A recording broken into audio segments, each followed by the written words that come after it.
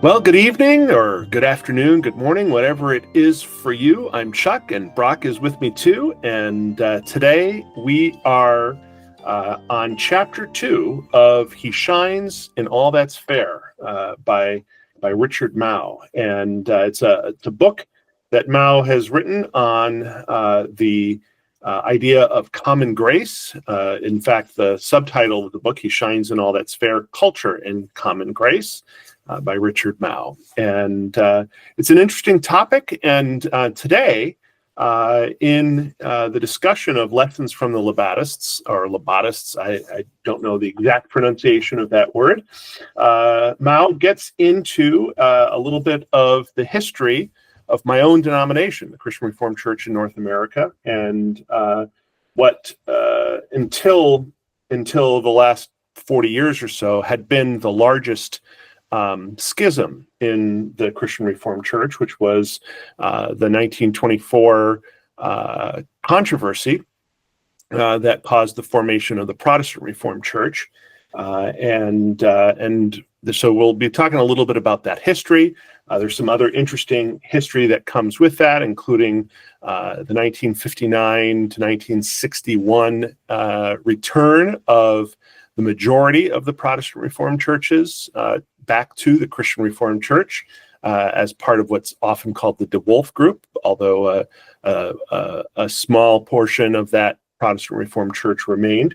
And, a little bit of discussion about what were the issues. And looking back today at how these issues were handled, how might they have been handled better? And Mouw, very clearly will talk a little bit in the book about some of that history. But before, and I think, it may be useful, and I'm happy to do it, Brock, to just to get a little bit into that history and explain a little bit of the background. But before I do that, I'm just sort of interested. I know you come from a different tradition within the Reformed tradition, and I wonder how much, before you had read this, how much were you even aware of sort of this schism in the Christian Reformed Church over common grace, and how much were you even aware that this issue of common grace was of the type that might actually cause a schism in a denomination? I'm interested in knowing a little bit about what you may have known about this circumstance. Yeah, thank you, my friend, for asking the question. You come at this discussion from inside in a historical setting.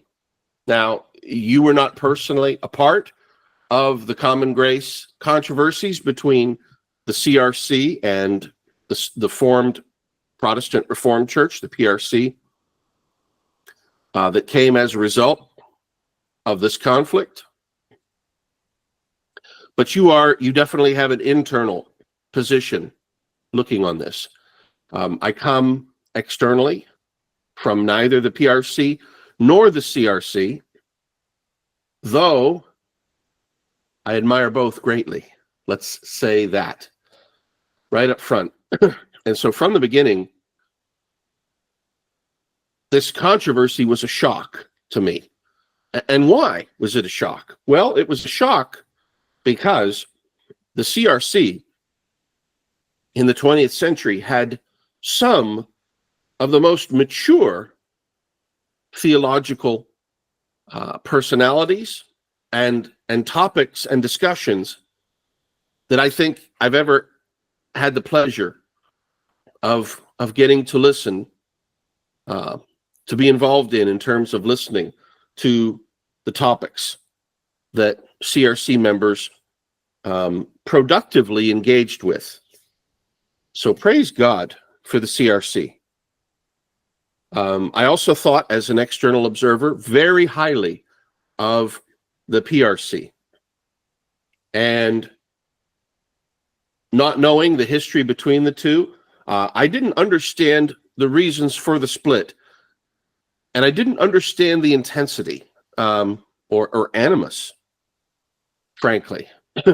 And I thought the PRC, from where I stood, hearing the conflict talked about, it seemed to me at first that the PRC was perhaps treated poorly. And I think of especially a theologian I admire greatly, Herman Hoeksema, who I think is one of the best theologians in the 20th century. I also think very highly of David Engelsma. So I was really struck. How can everybody be so first rate in theology and this mud wrestling match that has left a legacy of animus and grudge and, well, for lack of a better word, unforgiveness? How can this still be going on? We're in 2024. Is this the centenary year of the controversy?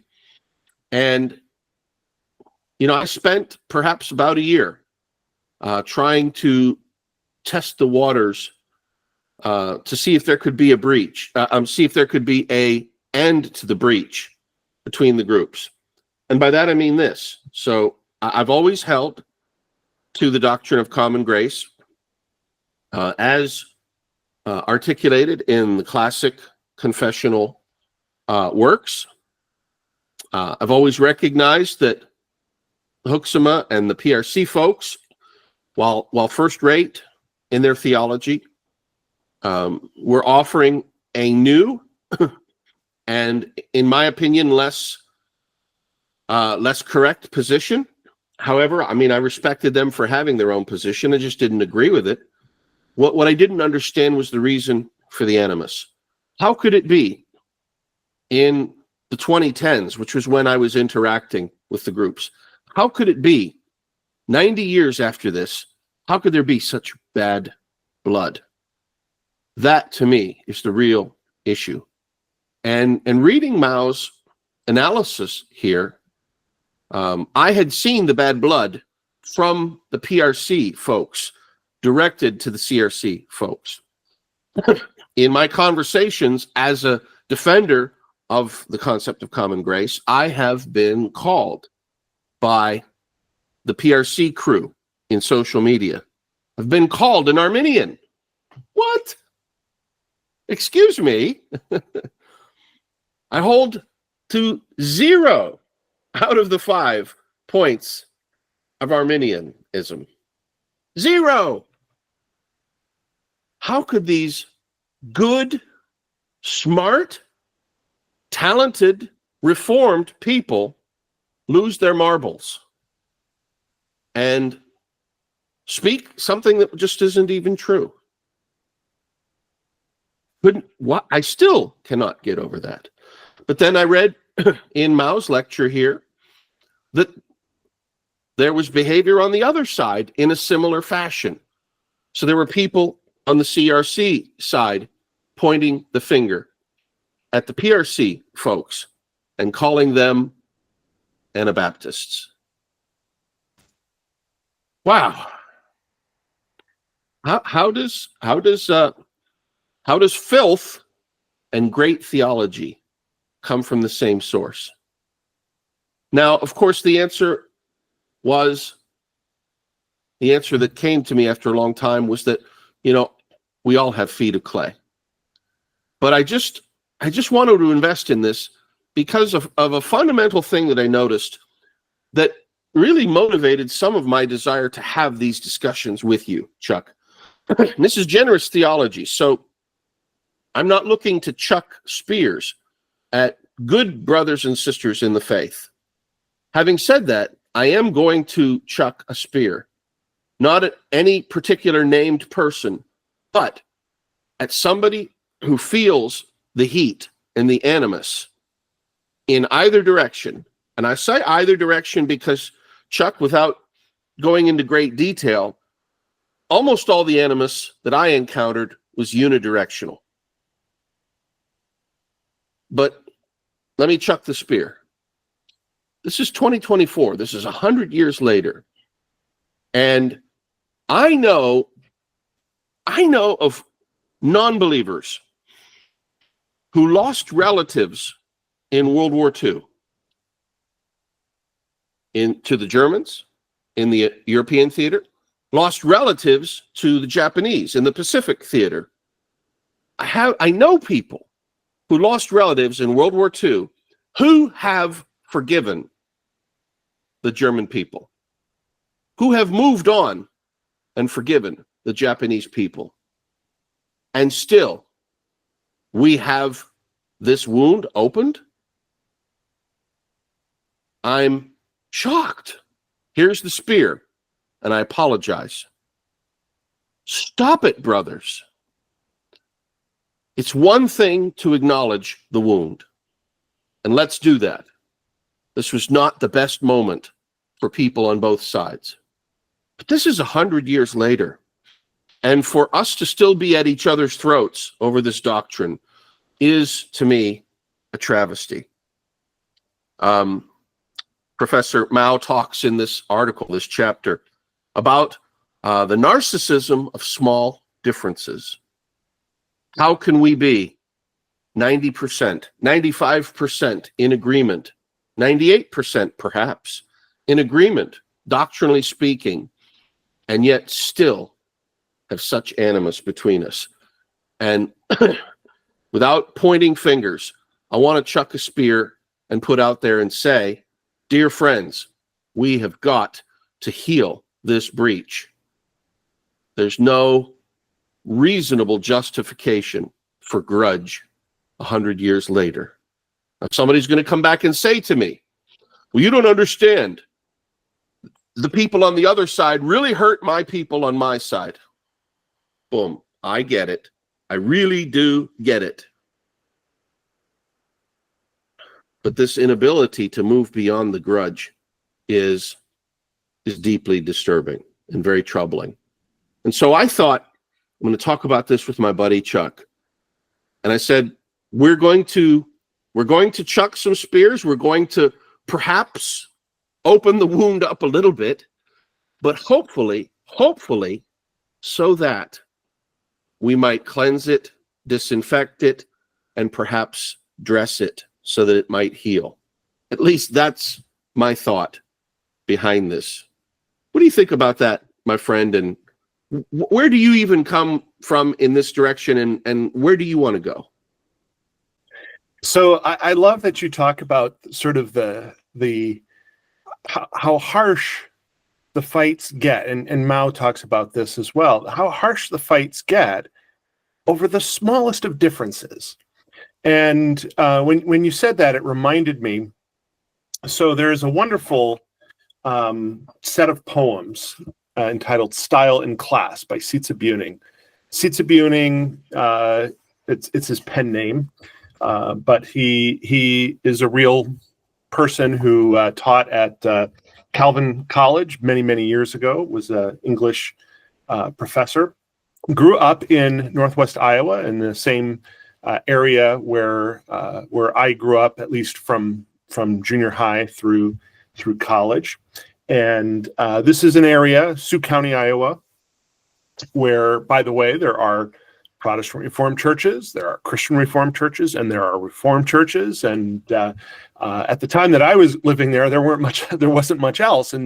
And you would think, well, hey, they're all Reformed, it's all wonderful and cozy, and not so much. And we grew up with stories of, if you lived in Sioux Center, the public school where the Reformed kids was on one side of the street, the Christian school where the Christian Reformed kids was on the other side of the street, and woe to you if you lived on the wrong side of the street and had to try to walk to school and cross the street because you'd get beat up.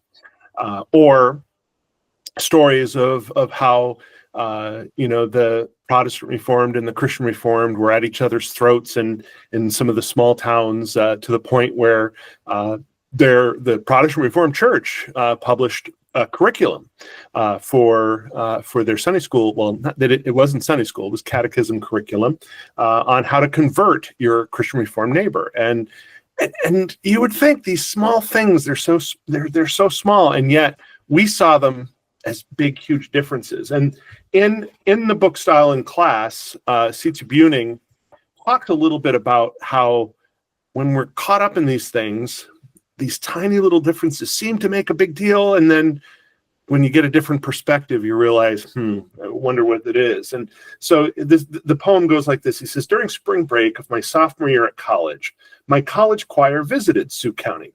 My parents and I had a college chum as a guest for the weekend. These little towns are all the same, my chum said. How can you bear to spend a whole summer? I tried a defense. Take Sioux Center, an open western town, a major highway is its main street, open to expansion in all directions, egalitarian, bring me your tired and your poor. And Orange City's main street, well, it's at right angles to the highway. Main Street and the highway are hidden from each other by the college. Orange City doesn't want the whole world looking in or moving down. Main Street is self-contained, blocked by the college and a dwelling at either end. Main Street will never be longer than just so long.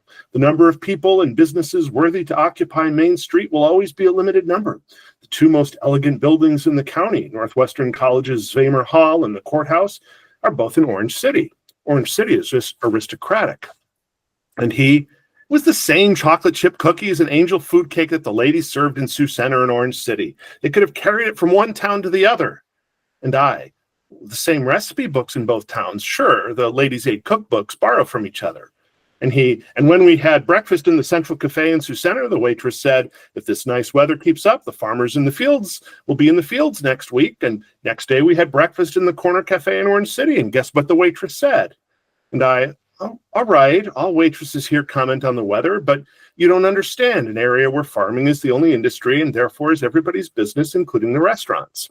And you romanticize both towns so that they are different from each other for you, but there is no real difference.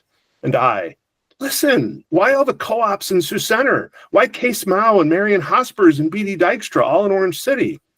But he did not know Case Mouw, Marion Hospers, or B.D. Dykstra. In the land of the blind, the one-eyed man is sometimes not even able to carry off being king. so there's a little bit of this, that same kind of thing going on here when we talk about some of these differences between the Protestant Reformed Church and the Christian Reformed Church and the split. I think there is another piece to remember as well, and Mouw gets into this a little bit. So we have to think back a little bit to the history of the Christian Reformed Church. And while this was the first major schism from the Christian Reformed Church, the Christian Reformed Church was formed out of schism. In 1857, when the denomination began, it began as a breakaway from the Reformed Church in America. It was many immigrants who had come across from the Netherlands who were part of the afscheiding, the sort of the breakaway from the state Dutch church.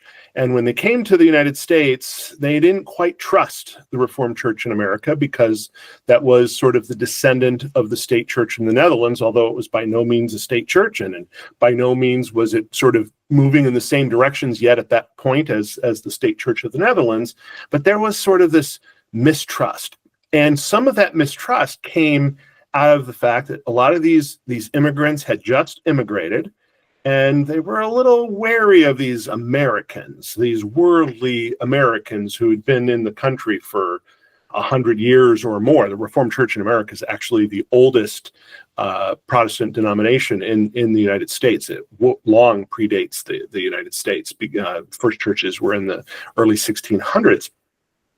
And so there's this terrible split, and the first churches of the Christian Reformed Church, said all sorts of nasty things about how evil the Reformed Church in America is because they won't be quite strong enough against the lodge, and they won't be quite strong enough about singing only hymns or singing only psalms, and a few things like that. And so the history, the first 70 years or so of the Christian Reformed Church, and it grew fairly significantly, but it mostly grew because of immigration. And it grew out of both the early afscheiding, more pietist break off from the state church of the Netherlands, as well as the later Doliancy break off from the State Church of the Netherlands, where people like Abraham Kuyper were part of. And of course, Bavinck had his feet in both, Herman Bavinck had his feet in kind of both of those camps. But by 1924, what was beginning to change is that you now had generations who had been in the United States their whole lives. The language of the church was beginning to shift from Dutch to English, some places more than others. In Sioux County, Iowa, in 1924, I would say probably more people were still worshiping in Dutch than in English. But in a place like Grand Rapids, Michigan, you were starting to see many more people worshiping in English. And this led to, a little bit of a, well, are we becoming Americanized? And by Americanized, I mean, are we getting too caught up in the world? Are we becoming, too modern? Are we becoming, too worldly?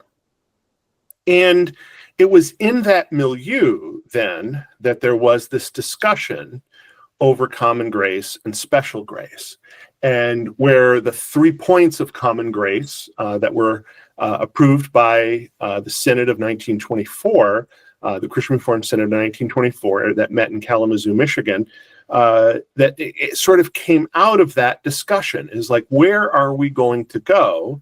Are we going to be, still just sort of a very separate, insular group, or are we going to open up? Are we going to speak English? Are we going to open ourselves up to others as well? And anytime you have that kind of change happening, there is a level of stress that comes with it. I've seen it myself, with my own eyes in some of the immigrant congregations, later immigrant congregations in my own congregation, even to some extent in my own community.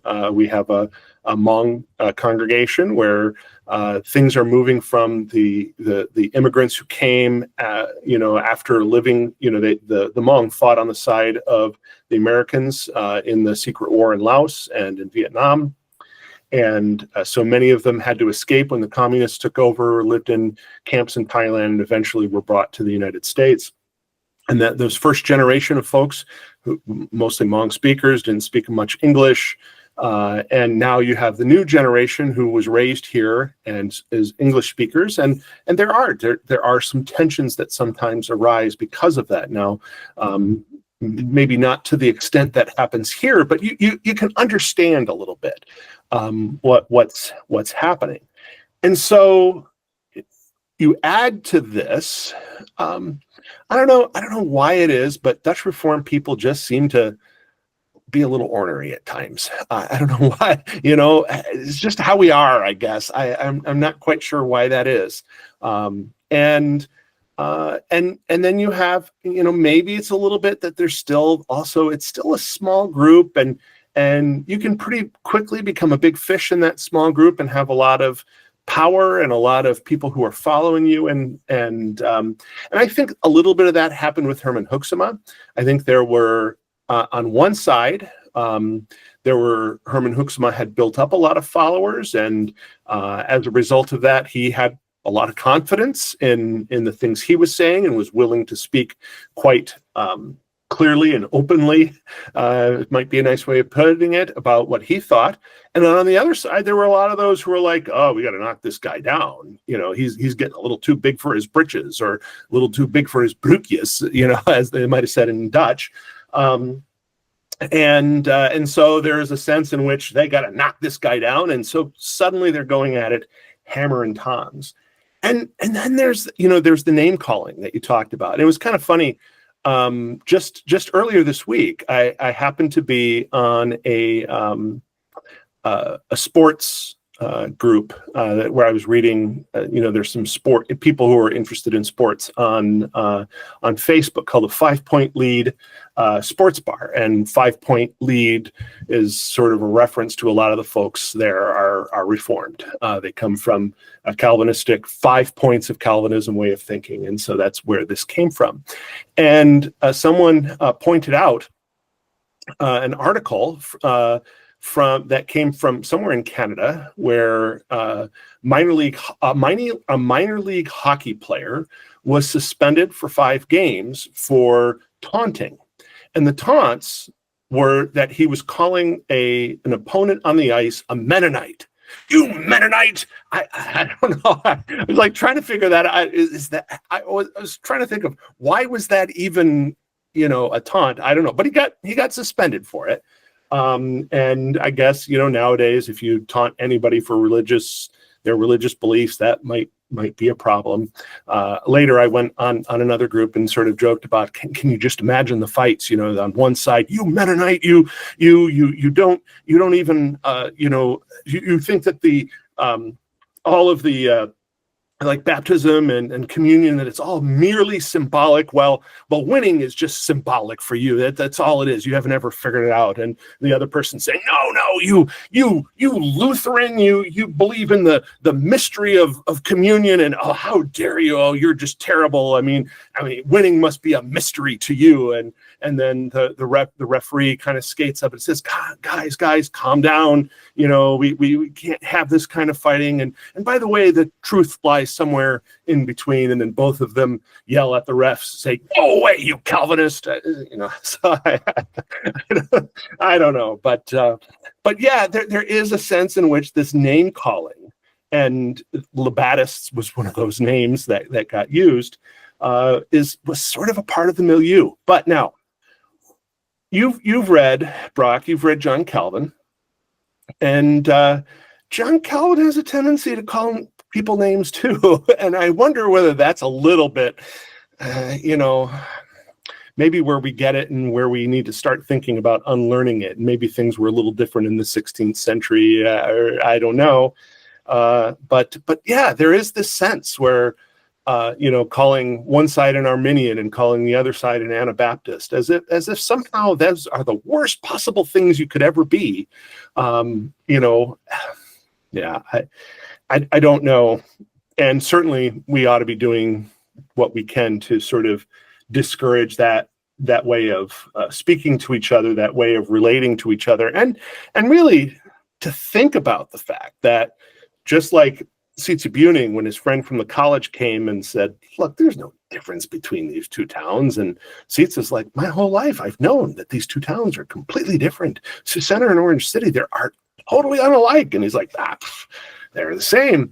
Well, there's a sense in which, you coming from the outside, you said you had a great deal of respect for the PRC, you had a great deal of respect for the CRC, for them both. And, a lot of CRC or PRC people would be like, "What? Both? No, you must only mean one, right? Because you can only be for one because they're so different."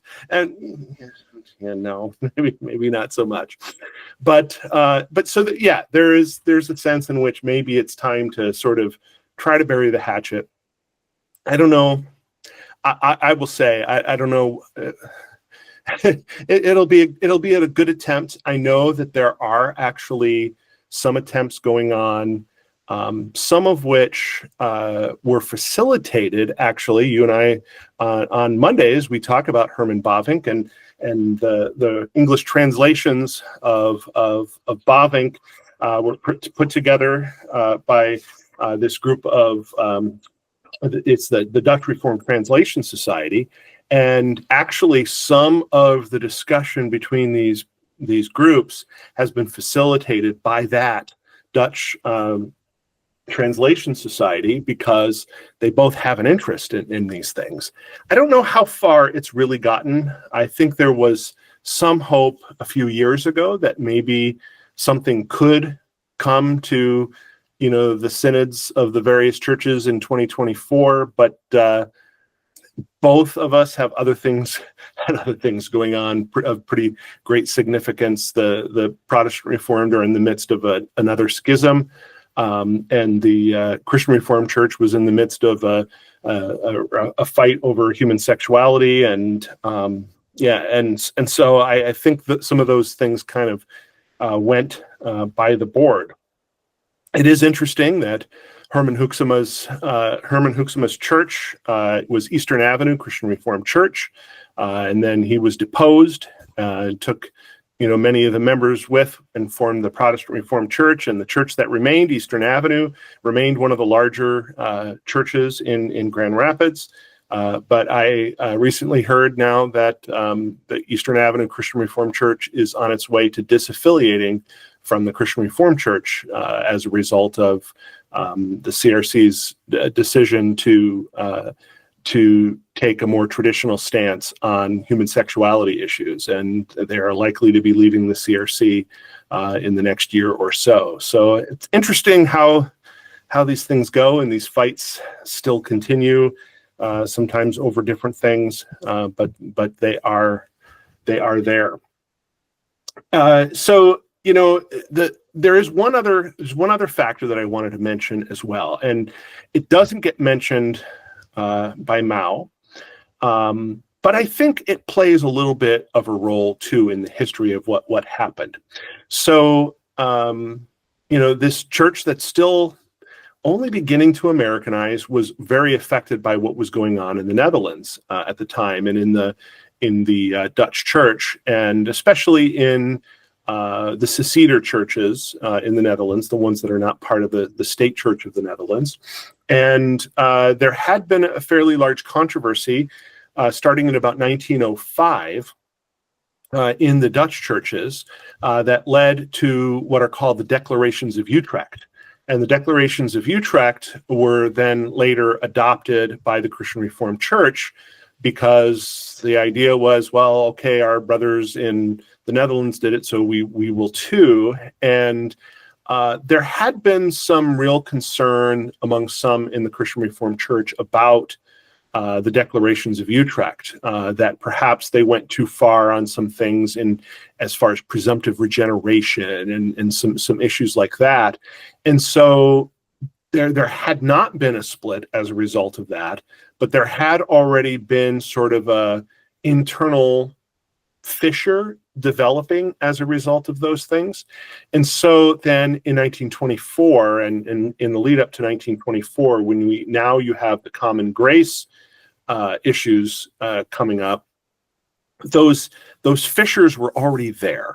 And I think were exacerbated by the common grace issue as well. So there is another factor here, and it's interesting to me that if you dig a little bit into the history, and I went and looked at the Acts of Synod, both from 1924 when this happened, but then later in 59, 60, and 61, when many of the Protestant Reformed churches did return to the Christian Reformed Church. It's interesting that what sort of eventually came out of that, it didn't all happen all at once, but by the end of the 1960s, Synod had declared that the Confessions of Utrecht were no longer binding on the Christian Reformed Church, and that you could agree with them, you could disagree with them. We're not going to fall to one side or the other, unlike what they had originally decided back in the early 20th century. Additionally, with regard to the 3 points of common grace in 1924, the CRC has never withdrawn those. That those still remain official doctrine of the Christian Reformed Church. But by 1961, the determination had been made that while the 3 points of common grace are doctrine of the Christian Reformed Church, they're a secondary doctrine. And that one would not have to, for example, file what in Presbyterian churches are called scruples, and in our Dutch Reformed tradition, they're called gravamen or gravamina in the plural, to basically say, I disagree with this point of doctrine, because these are only secondary issues. And doing so allowed the majority of the Protestant Reformed churches to return to the fold. To this day, there are Protestant Reformed churches. They're a relatively small denomination but they definitely hit well above their weight in terms of scholarship and having influence, especially in the most conservative parts of the Reformed world. In many ways, the CRC has also always sort of hit above its weight, maybe not in quite the same circles. And most Protestant Reformed churches are in the same community. You'll find Protestant Reformed churches in the same communities as you'll find Christian Reformed churches. There may be a few exceptions, but even those exceptions, it's just the next town over.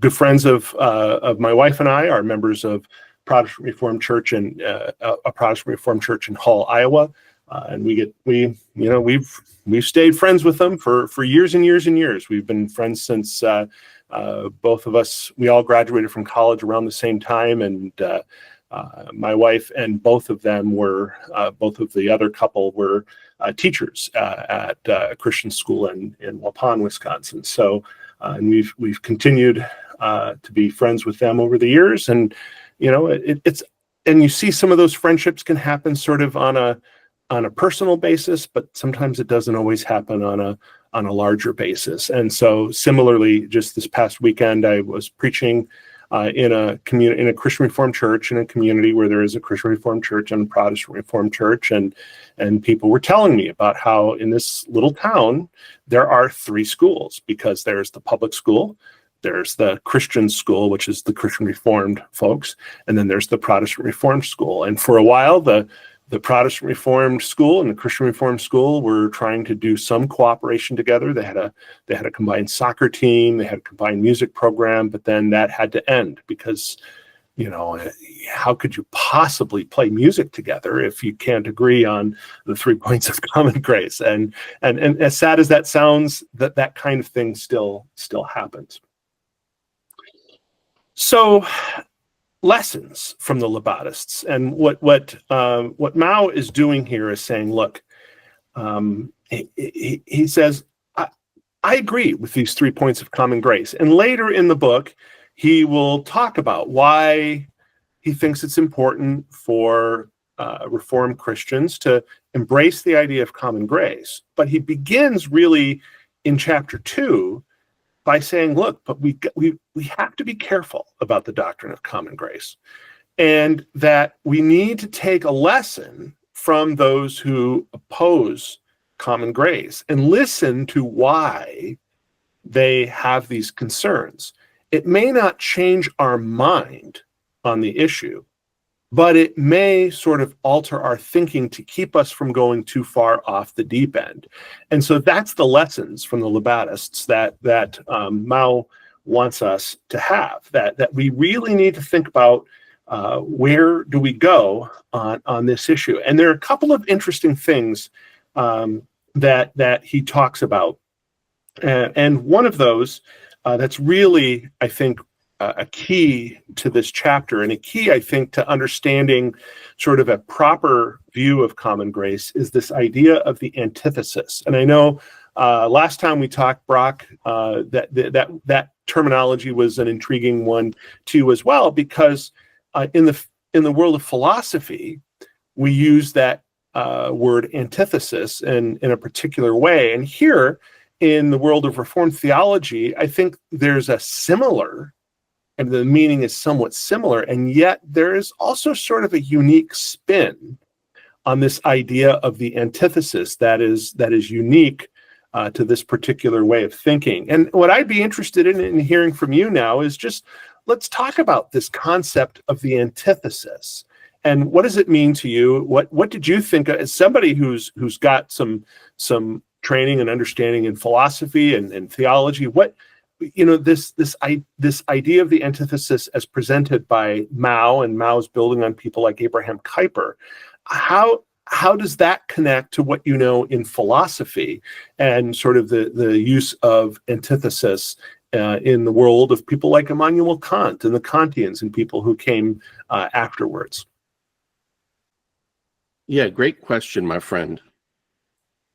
I'll talk about that in just a moment. I wanted to just take a brief moment here to acknowledge, I just found out while we were doing this discussion, I just found out that this year we lost Herman Hanko.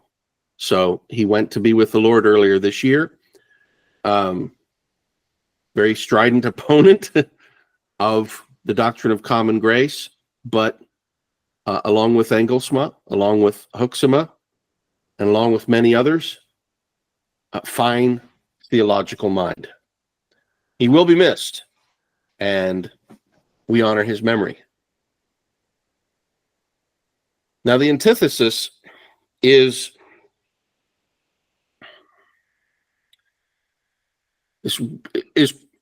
I don't want to overstate it, but I don't want to understate it either.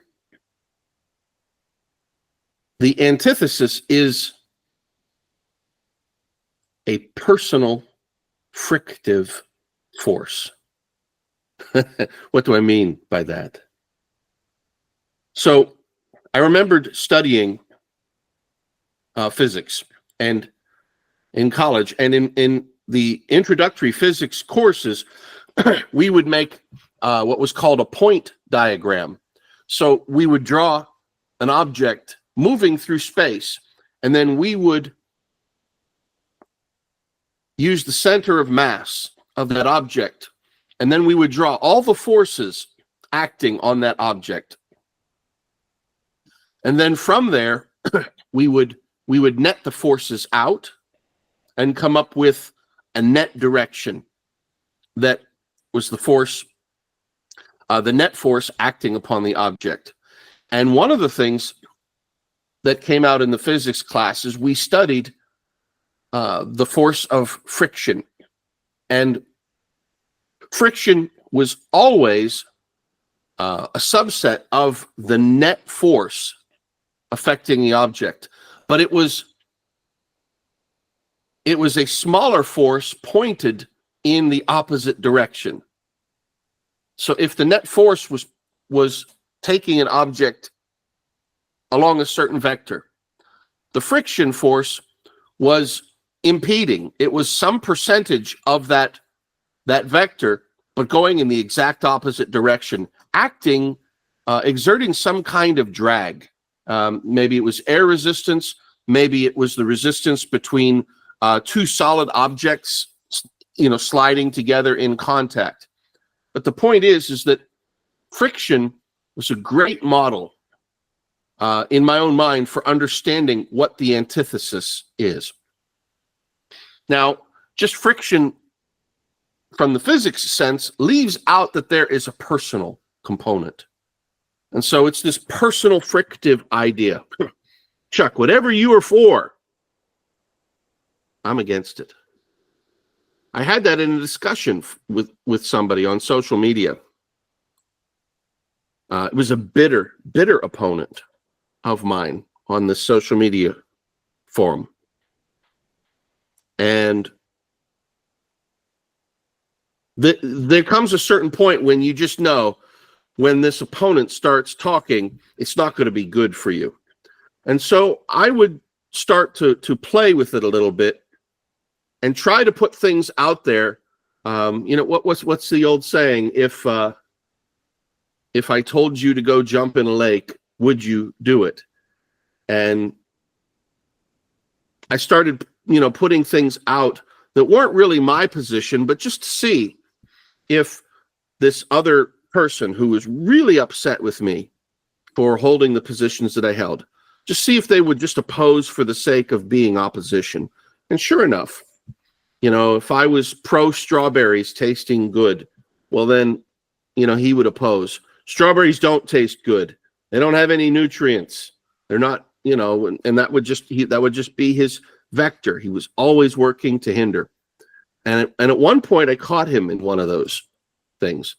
And I said to him, what are you doing taking this position? And he said back to me, I oppose whatever you are for. And I wrote back and said to him, my dear discussion partner, you have just articulated the principle of the antithesis. And so this idea of an implacable, unresolvable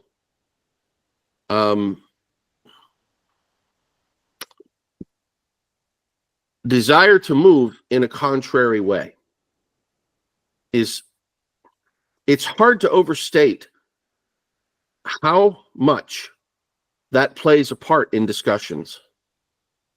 I had somebody call me. This was back in 2020. We just finished the 2024 election, but this was 4 years earlier in 2020. I had somebody call me, a relative, a family member, and they said, "Are you going to vote for so and so?" And I said, "Yeah." I mean, it was not particularly hard in that election cycle to guess my politics. And the relative was like, "Okay, good. I know what I need to do." And the answer, of course, was, if I'm voting for one candidate, well, then their vote was going to be in a opposite direction. And in my early days, thinking about the antithesis, I always thought of it as an evil, as ultimately, if not directly sin, certainly an evil situation.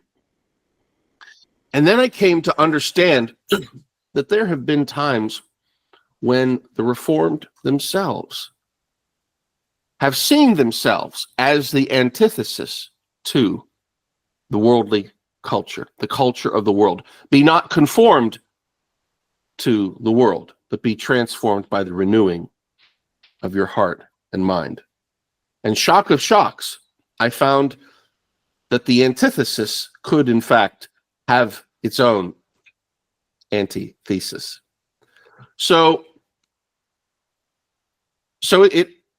it makes me very careful. One of the things I wanted to talk about with respect to this, Chuck, is how the conflict over this doctrine led brothers to interact in a way that perhaps there was some iron sharpening iron. You talked about people in the CRC and the PRC punching above their weight. And perhaps something in the antithesis leads to that. There's some strain of person A believes such and such. Well, I'm going to go and prove them wrong. And it can lead to a striving that might actually lead to a breakthrough in another direction that's good. But that seems to be a minority situation. Chuck, I find implacable opposition to be very difficult to square with the command of the scriptures for believers to love each other as brothers and sisters. How can the king's archers shoot at the king's lances? How can the king's lances get on their horse and ride down the king's archers? How can that be profitable? Matter of fact, there's a parable along those lines that the Lord Jesus talks about when the Pharisees accuse him. He casts out demons by the power of the devil. And Jesus says, if a house is divided against itself, it will not stand. And so too, dear friends, let's think about it in that way.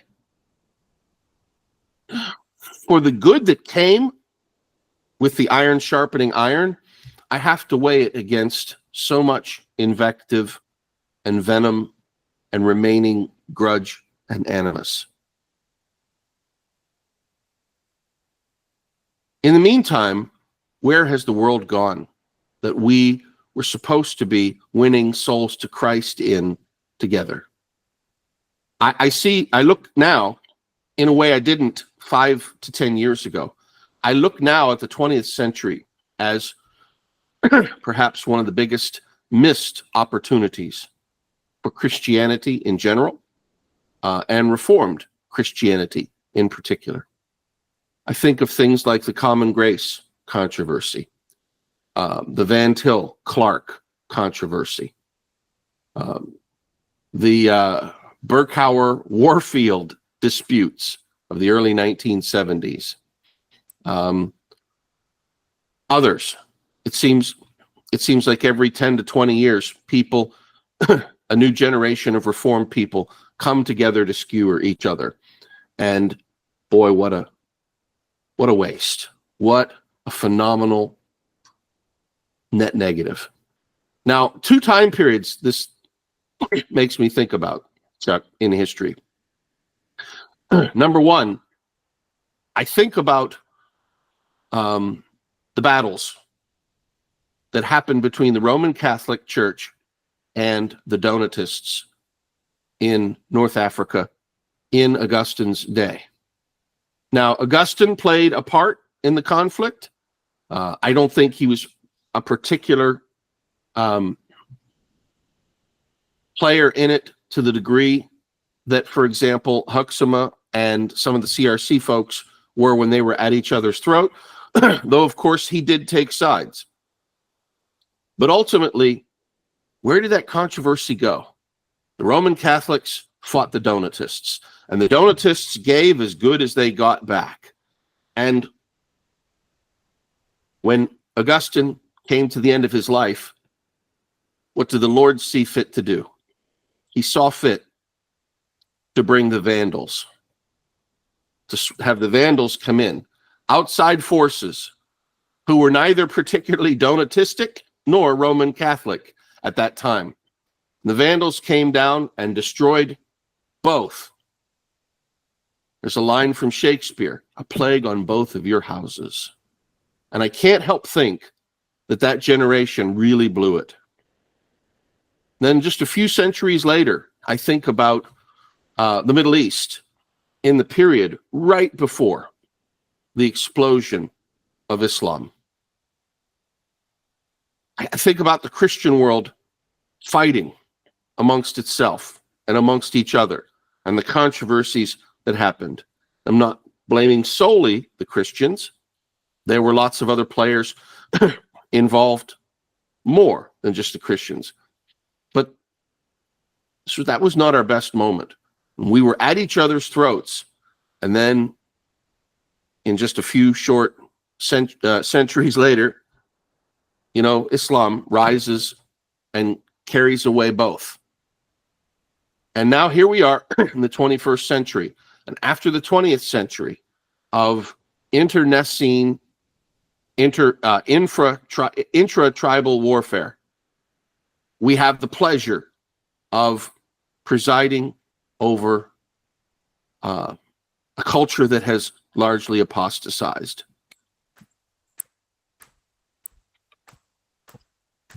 Way to go, folks. Way to fumble.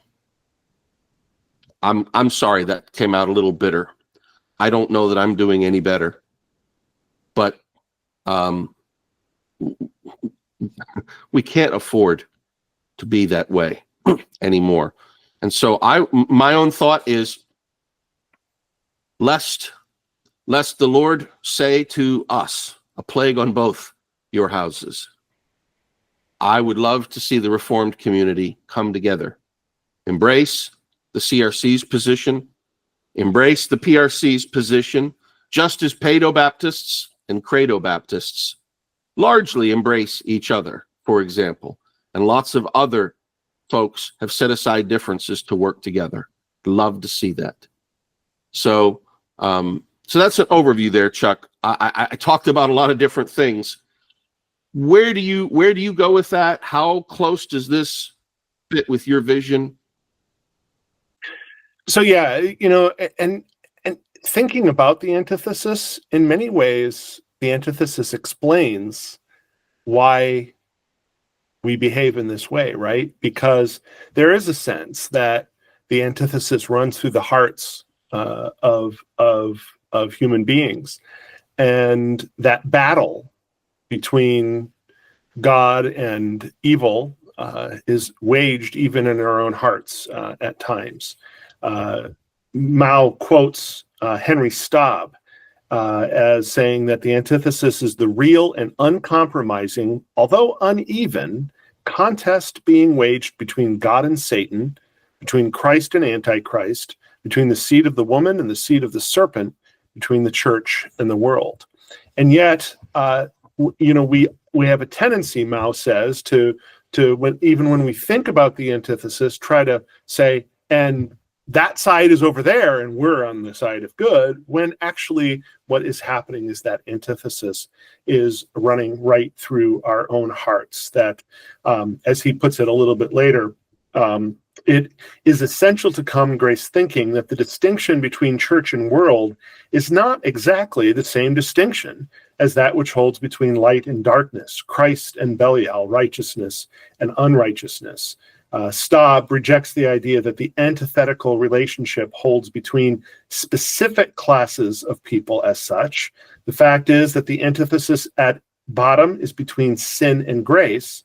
And since the struggle with sin takes place also within the Christian himself, and since common grace is at work beyond the walls of the church, the antithesis is not an opposition that holds between the church and the world as such, but between the cause of God and the cause of Satan, each of which can be seen at work in the lives of Christians and non-Christians alike. And I think that's key here. I sent you a link, and maybe we'll be able to put that link into the notes when we publish these. And the link is to an article by Dr. John Bolt, who is the first named translator on our Bavinck, our 4-volume Bavinck's Reformed Ethics. And John Bolt was a professor at Calvin Seminary.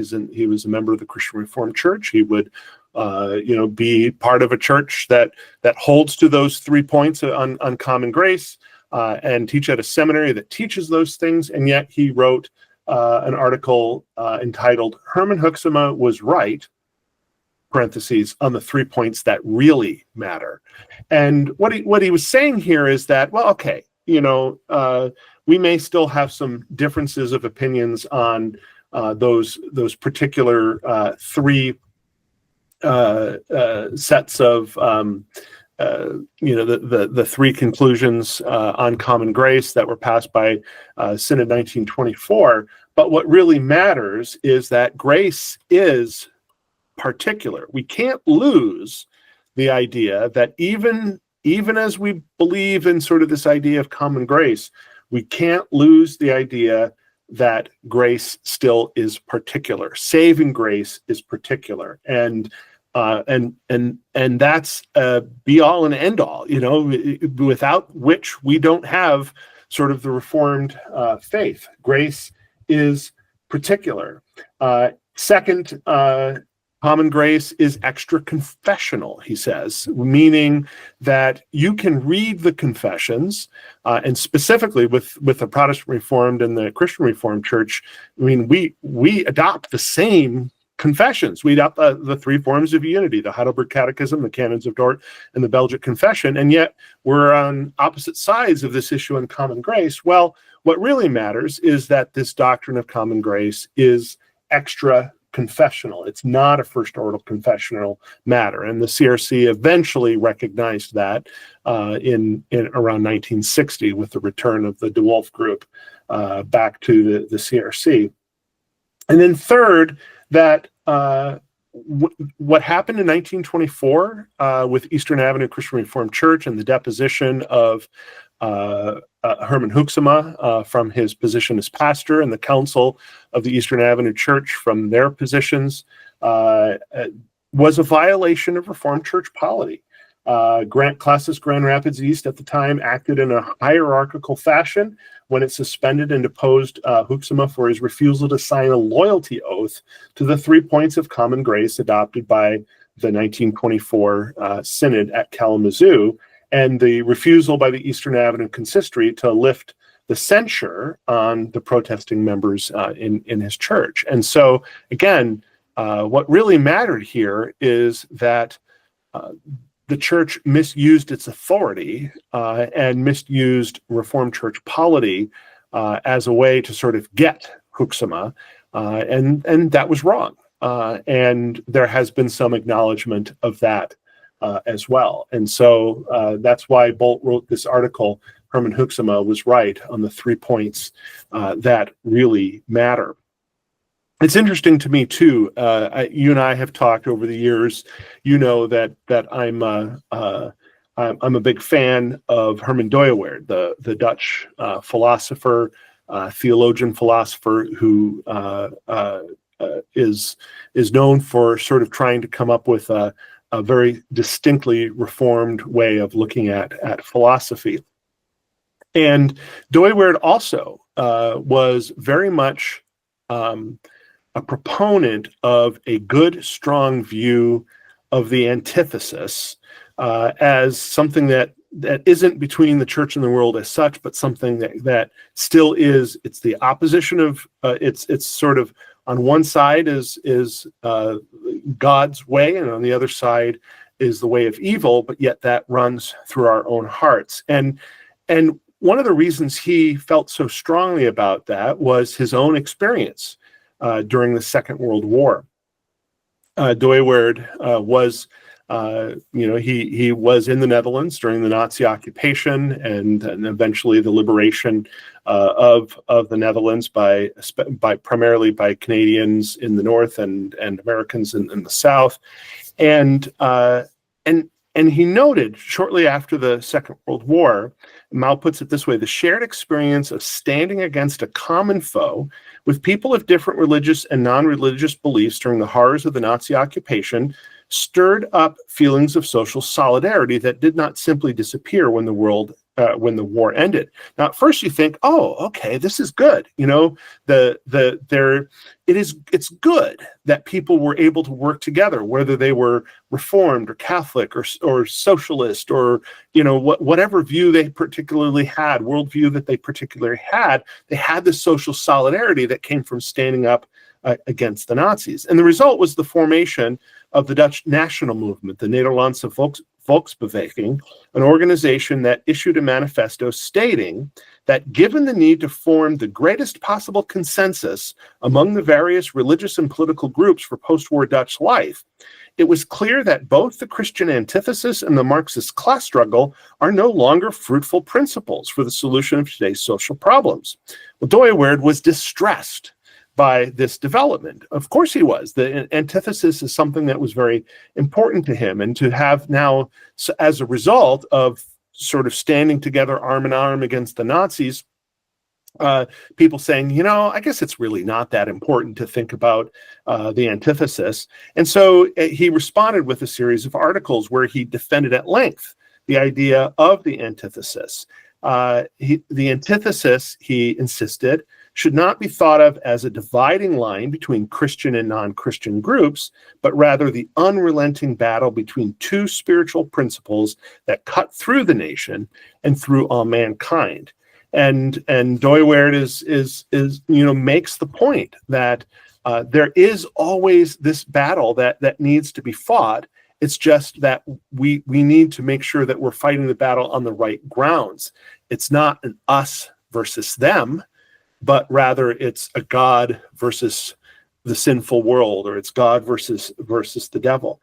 And Abraham Kuyper himself stressed that even though we have a common life in the large culture, there still is the sense that we live in this world of the antithesis, where we must stand against what is evil in the world. We must stand for God's way of thinking. And in fact, as Mouw points out, Kuyper himself, who is one of the strongest proponents of the doctrine of common grace, ended up being labeled a Labadist by his national church, the Hervormde Kerk, the state church of the Netherlands, because of his pleas on behalf of the kleine Leuten, the little flock in the midst of the world, standing up against the world, against the sin in the world, and in favor of God's way of living and God's way of thinking. And so we can't lose the lesson. The lesson of the Labadists, according to Mouw, is that we cannot lose the idea of the antithesis, and we can't lose an understanding of where the antithesis lies. It's not us versus them, but it's God versus the world, God versus evil. And that battle is being waged even as we speak in our own hearts. So as we move on into future chapters, we're going to, now we're going to be talking much more about this concept of common grace, and our friends who are followers of Herman Hoeksema and Herman Henko. By the way, Herman Henko, I had not known that he passed away this year, but as a teenager, I worked at a radio station, and on occasions I would work the Sunday afternoon shift. And on Sunday afternoons, the afternoon shift was made up of a whole bunch of half-an-hour programs put out by various Reformed churches. And one was the Reformed Witness Hour, put out by the Protestant Reformed Church. And Herman Henko was the most common speaker of that program on the Reformed Witness Hour. And I remember that immediately after the Reformed Witness Hour came a program called Luft and Heer, the only radio program in the United States at the time in the Dutch language. And I had to figure out when the program was over by recognizing just a few words in Dutch. I didn't understand a thing other than, I knew it's coming to an end because those words have come.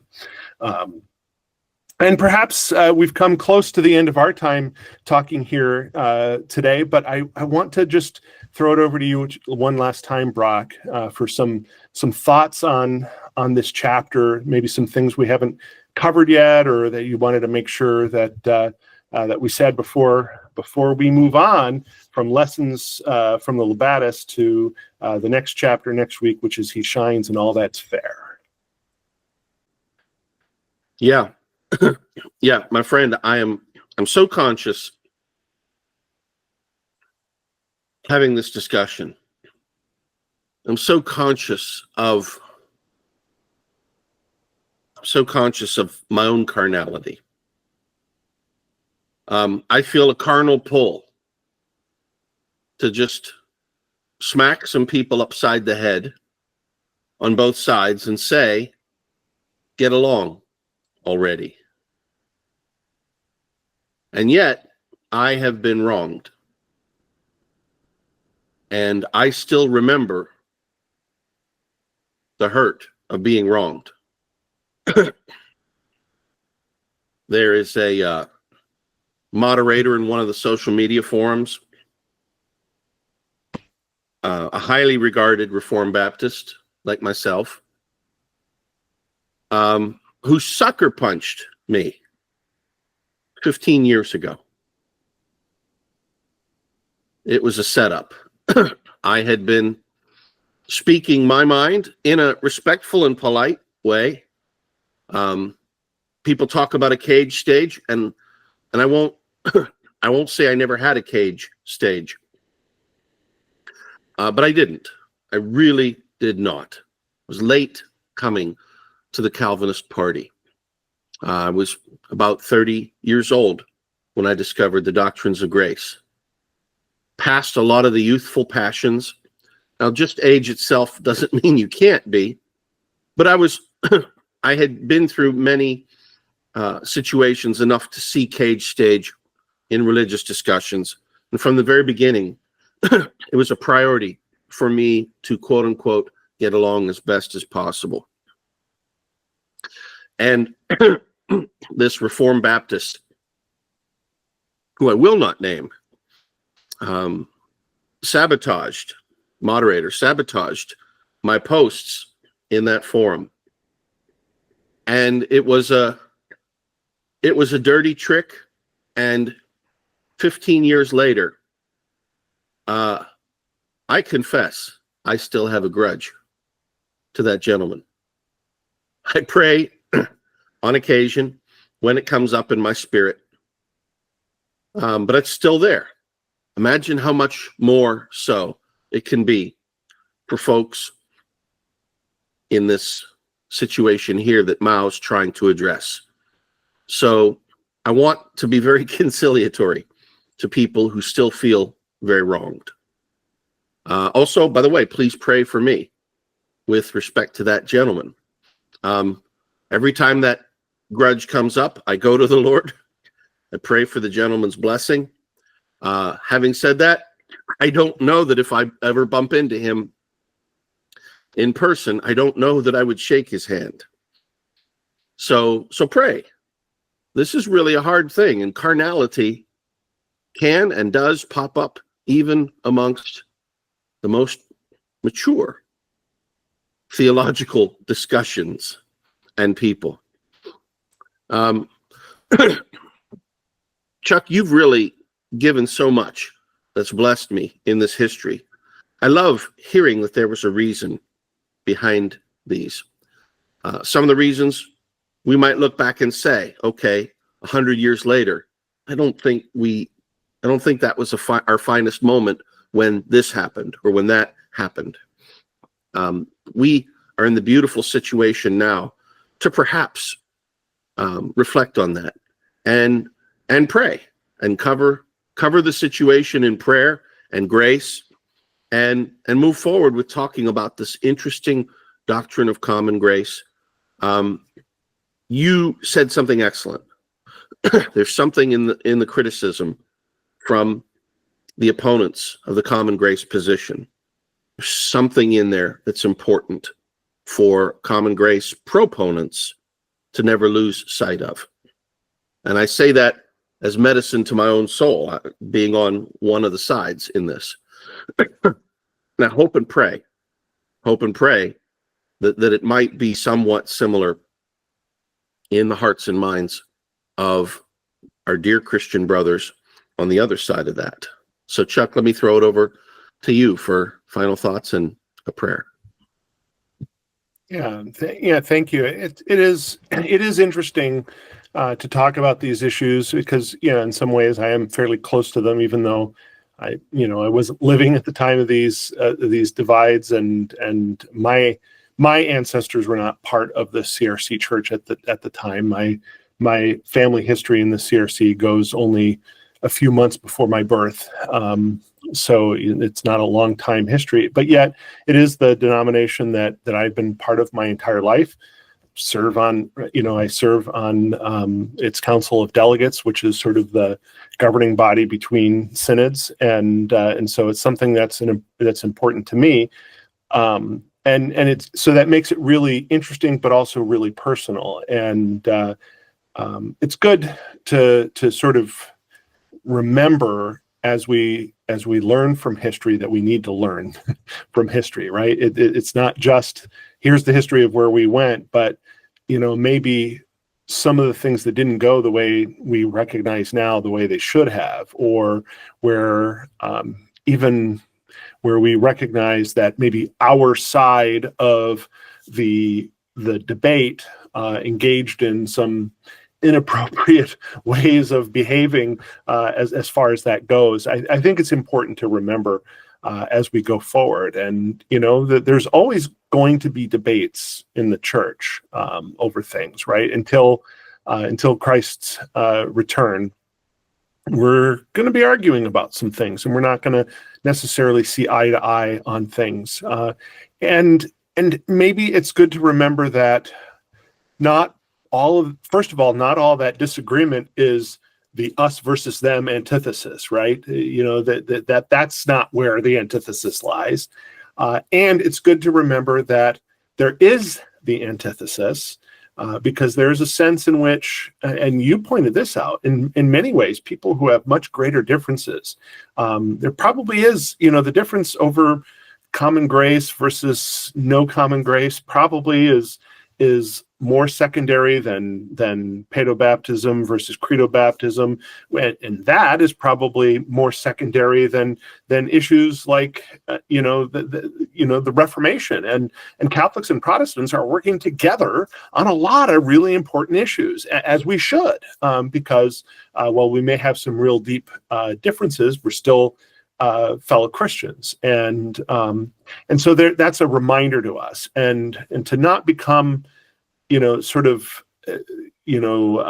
shackled to that battle between the very minor differences, where sometimes the biggest wars are over the most minor little things, and we shouldn't allow that to happen. And some of that may mean that we need to be humble about where there have been shortcomings as well. So yeah, let me just close in prayer. Our Father in heaven, we thank you that you are our God, and we are your people. We pray, O Lord, that we may remember that the antithesis, the divide between your will and the will of the world, your will and the will of Satan, is not so clear as we can say that it's an us versus them. I mean, you have brought us into the us in some ways by rescuing us from our sins, and that particular grace that you've given to us rescued us from the works of the devil that so entrapped us, so made us dead to our own sins, and it was only through you that we were revived. But help us to understand that in this world where even though we know that you are ultimately victorious over sin, that the sacrifice of your Son is ultimately victorious, the resurrection is ultimately victorious, and means that the battle is an unfair battle because you are going to win that battle. We know that is a battle that still wages at times in our very own hearts.